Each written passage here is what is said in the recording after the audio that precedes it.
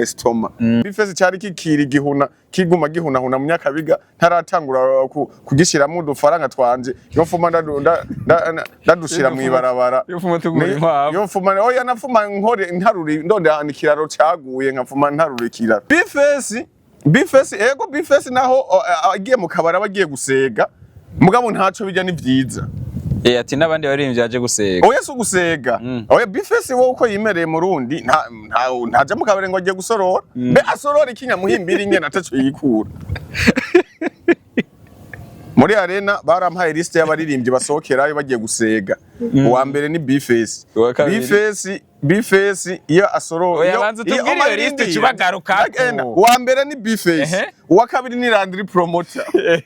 promoter wewe ni nkoko bari yajya magufa yasigaye ayatwarira mu mufuka agendera ya Kenya uwa gatatu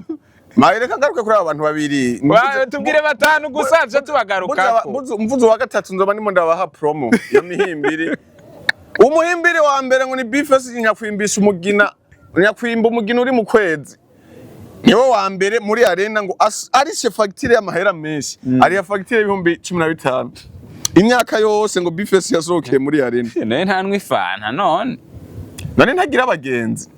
yega je narinzi ko yabaye umuhimbiri kuri jewe jenyene mugaje sindumva umugenzi avuga ngo bifesi yansorore